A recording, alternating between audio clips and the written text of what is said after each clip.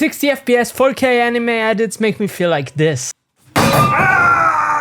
Okay, I don't really disdain them that much, but you get the point. I really don't like them. But that's just me. Before I trigger anyone, that's just me. That's my opinion, and you're free to edit your anime footage however you want. However, I would like to point in some flaws with this 4K 60 FPS label because, in my opinion, it's not really true. So I told you 4K isn't true. Well, let me elaborate a bit. As you can see in the YouTube menu, there is the option to make this video 4K. But this video is upscaled to 4K. The source material was made in HD. Now, if you upscale from HD to 4K, it doesn't do anything. Basically, the only thing it does is do a bit of pixel interpolation, which would be creating a gray pixel every time it sees a black pixel and a black pixel to emulate a bit more detail, but that doesn't really make a difference because we already have a lot of pixels to work with, so Photoshop just doesn't really do much in that aspect. Sure, if you have a file like this and you apply 200 times the amount of pixels,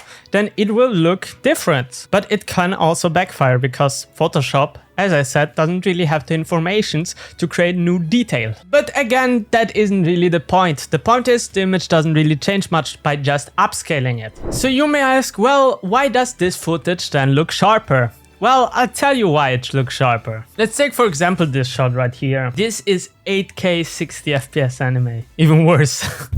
Even worse. Now, to understand, let's analyze this one first. First off, between 4320 pixels and the 1000 pixels, there's barely any difference. Sure, here a bit maybe on the edges. This looks pretty sharp. It looks also ugly as fuck, but it looks pretty sharp. Let me explain why. Look at the edges here. They are very crisp, almost too crisp, and there is some kind of radiation coming from that. Now, this all stems from the filter that they use that's called high pass. This is a professionally used way to enhance images. However, if you use this method normally in like professional environment, you would just pull this effect on the eyes and wouldn't use this much sharpness. Let's, for example, use this on the eyes. See? And now the eyes stand out more because the rest is not sharpened. What I did just there is enhance this image by pointing the viewer towards the very, very sharp area that would be in his eyes. Now, what do TikTokers and anime editors do? First, they add high pass. Then they add a radius of, I don't know, 15. That's way too much already. Then just overlay it over the entire image and then maybe duplicate it a few more times. Now, as you can see, yes, the image looks sharper, but it doesn't look good in my opinion. It is definitely a style for sure, having everything hyper sharp as much as possible, but artistic wise, if every anime edit on the internet looks like this, then in my opinion, that's just takes away the whole magic of making AMVs. And also, why would you use this effect if you could just enhance an area with this effect and make something even cooler? Obviously, I know that masking and making this effect apply only to the eyes is a much more difficult process, but I think it's much less jarring than having it on all the time on every image that you see. And also, just describing this effect as 4K is totally wrong. It's a hyper sharpened image. It's not 4K. And the resolution change doesn't mean that it's become 4K. There is no native 4K anime. And to the last point, to conclude this 4K debate, anime doesn't need 4K. And quite frankly, using 4K,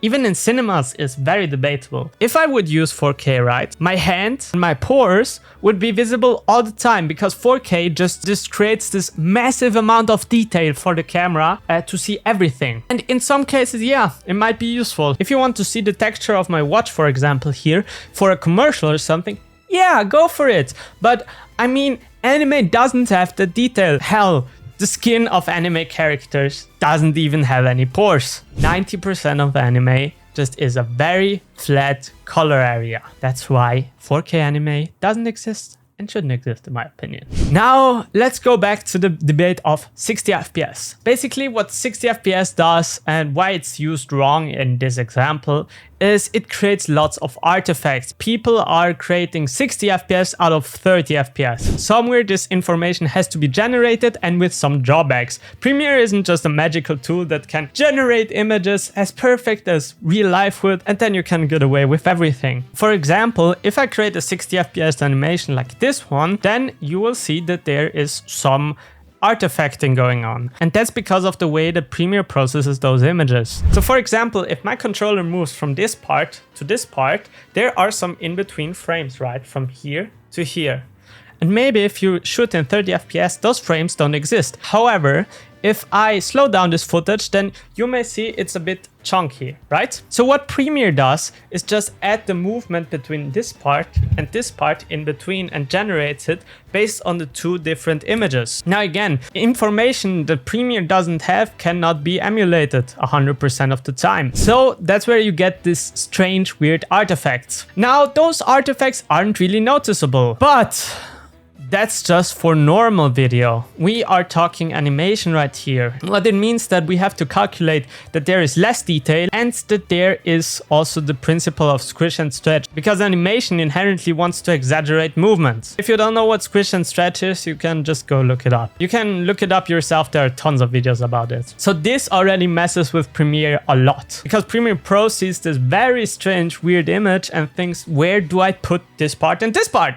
This is strange. And the other thing that you have to consider is that, again, anime doesn't really have as much detail as real life. However, if you have this really flat area that anime, as I told you before, is composed of, then having this one black pixel in the skin is very noticeable. In addition to that, maybe one black pixel that generates on screen, you then apply this over-sharpened filter that makes this black pixel stand out even more, and you get a recipe for disaster. Now this all 60 FPS 4K stuff comes from the AMV community, obviously. It all kind of started with this video right here, Into the Labyrinth by Loli Gurjoj, if I pronounced his name correctly, sorry. Now, I really love his AMV. Mainly, it's because he uses those tools the right way. There is next to none of the artifacts going on, and even if there is artifacts right here, it really adds to the flair of the video, because the video is kind of disturbing. It kind of uses this as some sort of glitch effect, which I can understand. But if you're going to put this in a slice of anime AMV,